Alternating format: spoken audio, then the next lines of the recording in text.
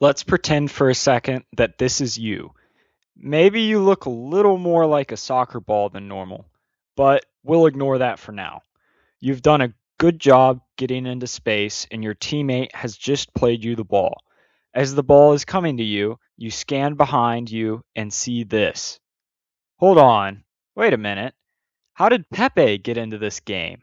He looks like he really wants that ball you have. The good news is that he is feeling nice today. But the bad news is this is about as nice as Pepe gets. Maybe there was a spider on his back or something. Anyway, at least you know his defensive stance and how to beat it. Wait a minute. You don't? Why didn't you study that before you decided to play against Pepe? Well, I'll just have to explain how to beat him quickly, so pay attention. I've been getting some comments on how to stay composed when a defender is pressing, such as our imaginary situation with Pepe. I think that the perfect player for this video has to be Busquets. You guys want him, and he is well known for his composure under pressure. One of the ways that pressure can come is from in front of you. This is one of the easiest forms of the pressing defender to beat, as long as you can stay composed. When you are facing a defender in the pressing stance, most of the time your method of beating them should be to counter their momentum.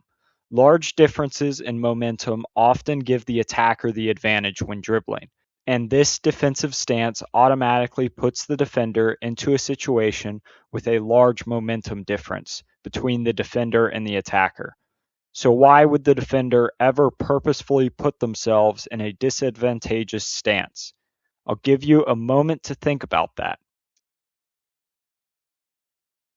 The defender is trying to force a mistake from the attacker by making them have to react quickly, so it is used a lot when the attacker does not look like they are expecting quick pressure. The cue that caused this defender to press was a predictable pass in a tight space from Iniesta. And by tight space here, I mean that it is a very short pass, so the defender can easily cover the same space that the ball does. The defender could easily see that Iniesta would pass to Busquets, and he was already moving quickly when the pass was made. However, Busquets understands this defensive stance very well. One of the most important things to know about this defensive stance is that the defender has to win the ball by predicting the attacker. This happens as a result of the large momentum difference. Knowing this, Busquets opens toward his back line with the ball and raises his leg like he is going to pass. The defender reads these cues and tries to predict the pass backwards, but Busquets pulls the ball back after the defender has already committed themselves to moving toward the back line, allowing Busquets to easily pull the ball upfield away from pressure. In this clip, Busquets is facing away from the defender when he receives the ball. Busquets immediately sees this defender anticipating a pass sideways and looking to intercept it. Busquets does not want to risk an interception in his defensive third, so he turns his back completely to the defender. This is another pressing cue for defenders because the attacker cannot see the defender without checking their shoulder. Busquets does the same bait from earlier by faking the pass back, which baits the defender into committing to one side. Then Busquets turns to go upfield, leaving the defender going the wrong way. In this clip, we can see these two defenders start pressing right now. See if you can think of the pressing cues that cause them to start pressing. The ones that I noticed were this player turning his back to the defenders and the obvious pass in tight space. When Busquets receives the ball, we can see that this defender has a lot more momentum than Busquets. This gives Busquets the advantage of being able to change direction a lot easier than the defender. I also want you to notice how Busquets takes his touch backwards. This decreases the momentum difference between him and the defender, but not by much, and it allows Busquets to have a passing option to bait. If he would have faced up the defender, then the only thing he could bait would be a dribble to either side. And to make it an even worse idea, if Busquets faked to one side, then he would have to go directly across the face of the defender to go the other direction. This is the reason that Busquets does not face up the defender in any of the clips that we have looked at. If he turns his back or turns sideways, then he puts his body between the defender and the ball, which forces the defender to completely commit to one side and leave the other wide open to turn into. Busquets does a quick step over here. He does this for two reasons. One is to get the defender to fully commit to that side of Busquets, and it also sets his feet in a good position. It puts the ball in the center of his body.